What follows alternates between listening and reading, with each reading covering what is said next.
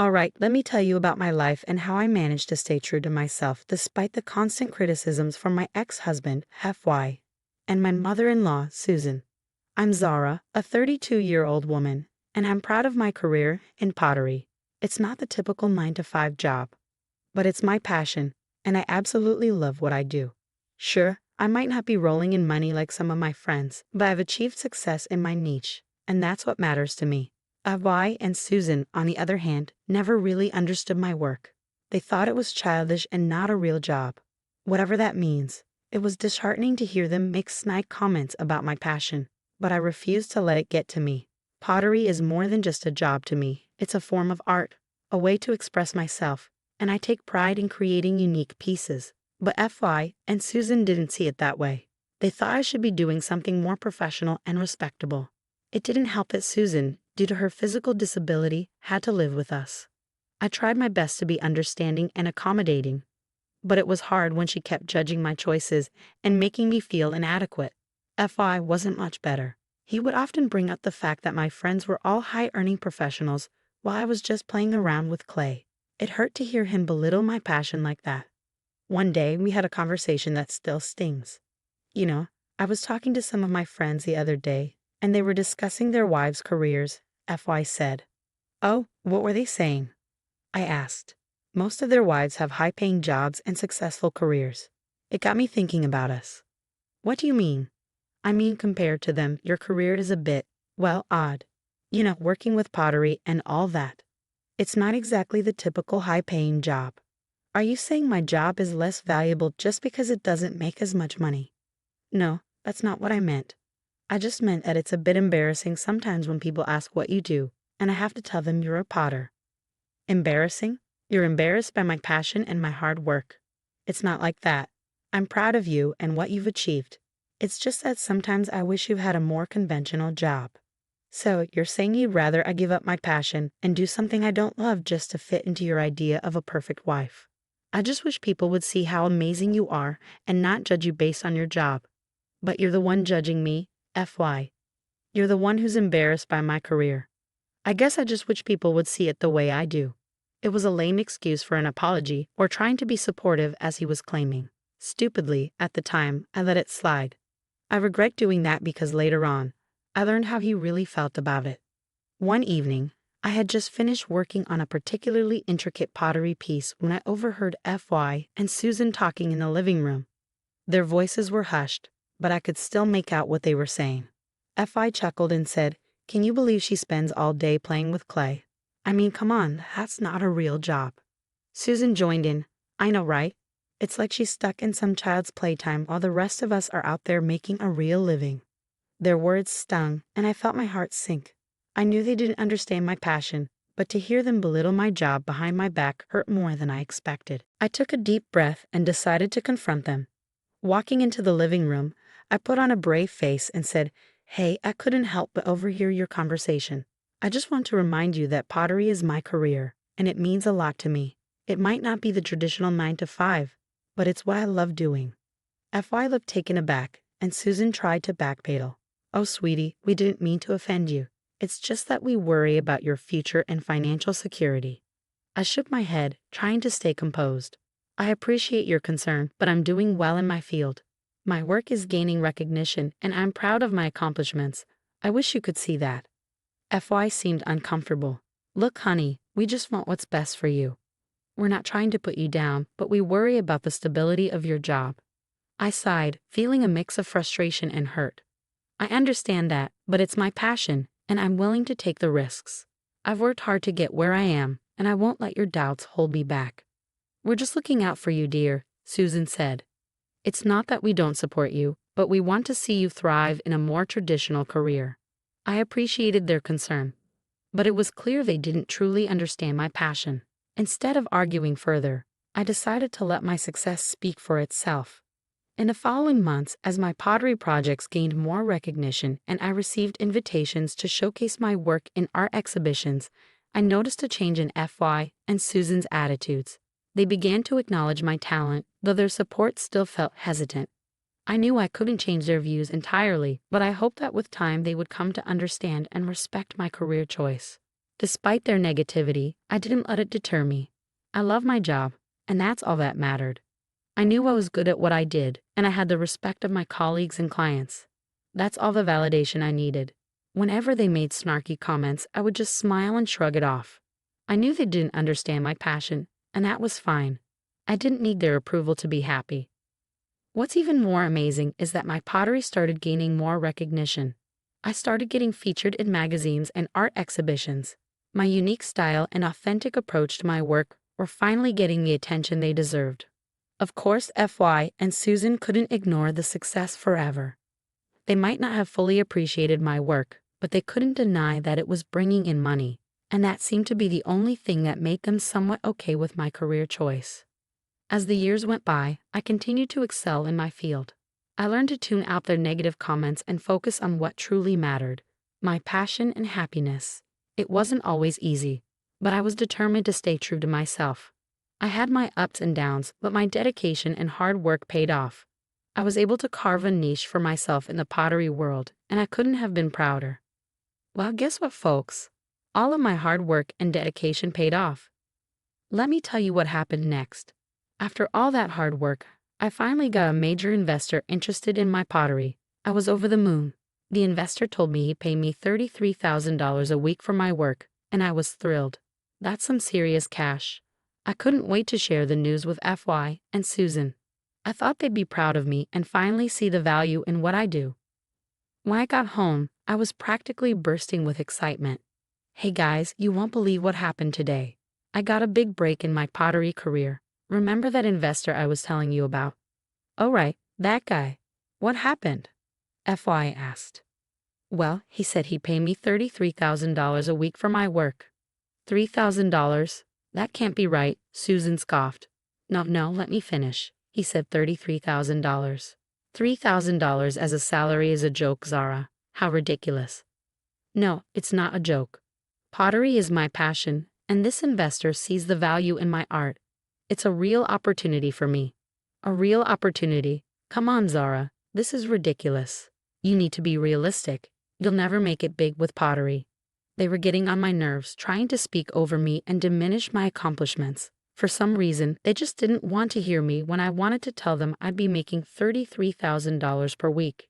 They kept cutting me off, assuming it was my monthly or yearly salary, and boy, were they not impressed. They started shouting at me, telling me that my job was stupid and useless. Can you believe that? It was like a punch to the gut. It's not about making it big or being rich. I love what I do, and this offer means I can sustain myself doing what I'm passionate about. Sustain yourself? You're 32, Zara. It's time to grow up and get a real job, not some childish pottery nonsense. Their harsh words stung, but I knew better than to let them affect me. It's not childish nonsense. Pottery is a legitimate career, and I've worked hard to get to where I am. Why can't you just support me? Because we know better, Zara. You're wasting your time and talent on something that will never work out. You don't understand. This is my passion, my dream. I thought you both would be happy for me, but all you do is belittle my work. Your work will never be enough. You should focus on something more practical and profitable. This is my life, and I won't let you two dictate what I should do. I'm proud of my career, and I won't let your negativity bring me down. Well, good luck with your little pottery fantasy, but don't come crying to us when it all falls apart. They went on about how they had to be honest about where our relationship stood now that I wasn't making the big bucks. I couldn't believe what I was hearing. All this time, they never really appreciated the hard work I put in or how much I loved what I did. I felt so unappreciated and hurt. It's not like I was trying to be rich or anything. I just wanted them to understand and support me, but instead they were just focused on the money and couldn't see the passion and fulfillment my work brought me. Then they said something I would never forget. FY and Susan told me they didn't care about our relationship anymore because I might not make as much money as they expected. It was like they were putting a price tag on our marriage. Look, Zara, we've been thinking about this for a while now.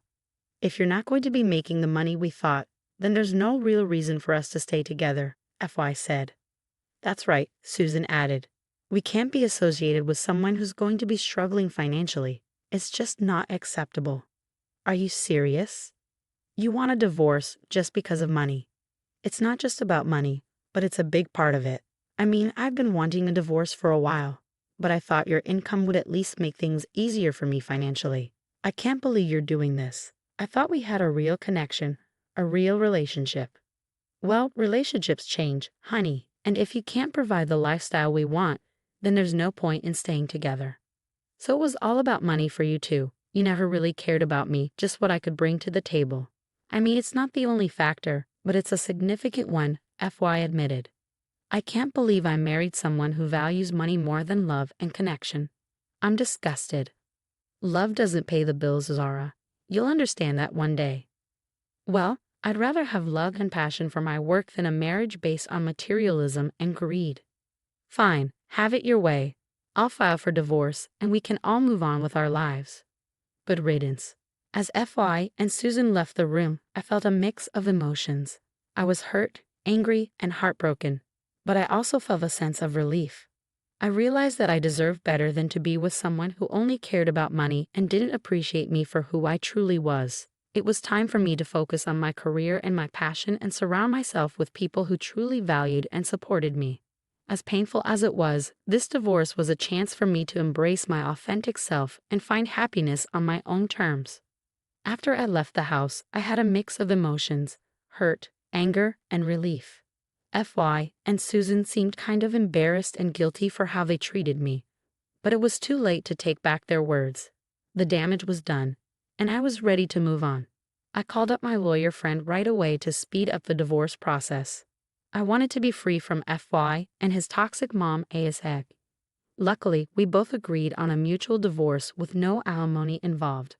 FY and Susan were surprised and laughed, thinking I'd be homeless without their money, but I reassured them that I'd be just fine. So we all sat down in that lawyer's office, ready to sign the divorce papers. FY and Susan looked so pleased with themselves, like they were finally getting rid of the crazy me. Well, I wasn't going to let their smugness get to me, especially since I had a lovely surprise for them once I finished signing the papers. When I finished signing, they jumped for joy, saying they were free from my antics. Finally, we're done with all this stupid drama. Free at last, FY exclaimed. Oh, thank goodness. No more dealing with her and her weird pottery stuff, Susan added. You know, you both seem really happy about this divorce, I remarked. Well, wouldn't you be? Now we can move on with our lives without your eccentricities, FY said smugly. Well, I guess the feeling is mutual, I said. Oh, please, don't try and act like you don't need us, especially now that you're broke, Susan scoffed. Oh, trust me, I'm more than happy to be rid of you two clowns. Clowns? How rude, FY snapped. Rude? Maybe, but I don't mind being rude to people who are beneath me. Beneath you? What are you, stupid and deaf? Susan sneered. Okay, enlighten us then, FY demanded. Well, for starters, I've got some pretty exciting news. You see, that night when I told you I'd be making $3,000, you didn't let me finish my sentence. I'll be making $3,000 per week. FY and Susan's jaws practically hit the floor. Their faces went pale as they realized the mistake they had made. The kind of money I'd be making could afford me a whole new life and easily cover Susan's medical expenses. Talk about a mic drop moment. I couldn't help but smile at the shock on their faces. It felt so good to turn the tables on them. I was finally free from their toxic attitudes and the constant belittling of my passion. Wait, $3,000 a week. Are you serious? Yep, dead serious. But we thought you were going to be poor without us.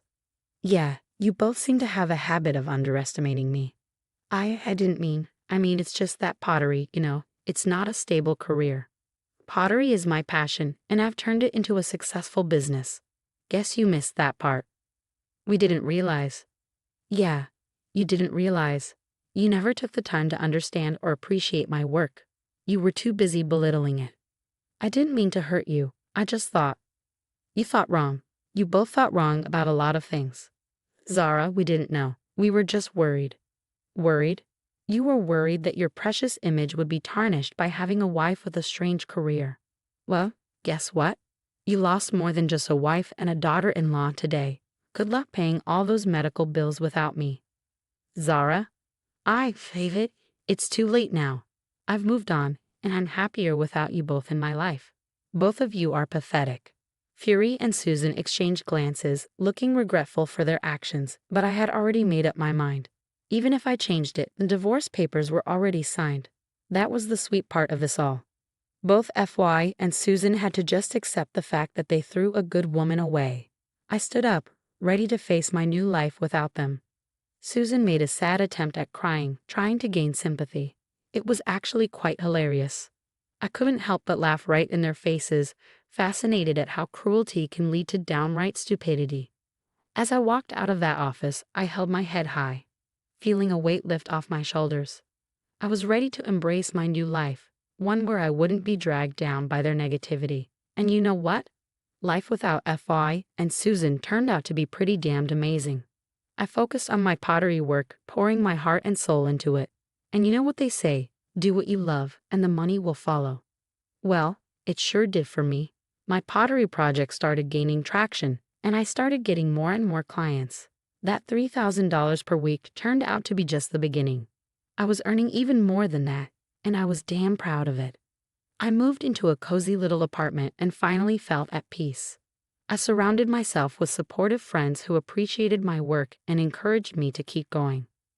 Meanwhile, FY and Susan were left to deal with the consequences of their actions.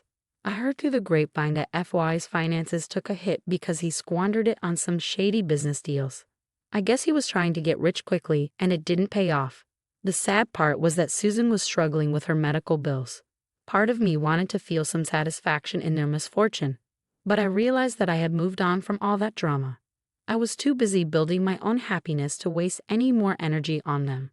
So the moral of the story is, don't judge a book by its cover. Just because someone's career doesn't fit your idea of success doesn't mean they aren't making bank. And sometimes the people who look down on you end up eating their words. Life is too short to be weighed down by toxic people. Find your passion, embrace it, and surround yourself with those who uplift and support you.